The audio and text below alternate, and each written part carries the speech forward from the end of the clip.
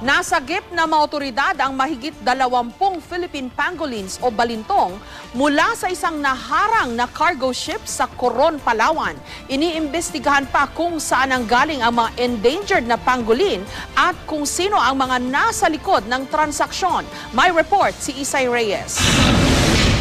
Kalunos-lunos ang itsura ng mga Philippine pangolin na ito na natagpuang nakasako sa tuktok ng isang cargo ship sa pier ng Coron, Palawan dakong alas 8 kagabi. Sa unang tingin, hindi mo iisiping buhay pa ang mga ito. Kundi naagapan, maaring bumiyahe ng ilang oras ang 23 piraso ng pangolin sa ganitong kondisyon.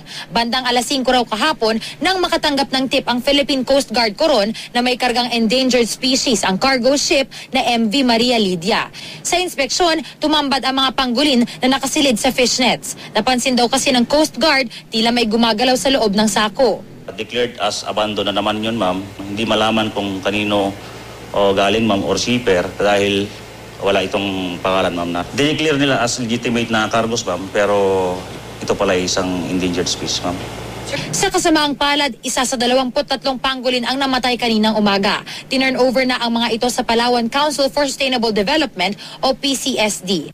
Kasalukuyang iniimbestigahan ng PCG ang kapitan ng barko para matukoy kung saan ang galing at kung sino ang nasa likod ng transaksyon. Sakaling mapatunayang nagkasala, maaaring kasuhan ng paglabag sa Wildlife Protection Act ang mga sangkot sa pagkuha ng pangolin.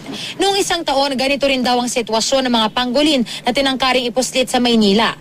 Parehong bumabiyahe mula Coron papunta ng Delpan ang mga barko, pero hindi pa matukoy kung sino ang nasa likod ng mga transaksyon.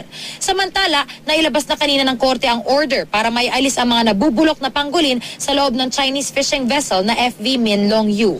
Panawagan naman ng Philippine Coast Guard ipagbigay alam sa kanila ang anumang impormasyon tungkol sa illegal na pag-trade ng pangolin, lalo't endangered species na ang mga ito. As of now, we are still pursuing yung inimbestigahan pa rin namin yung shipper nito, no?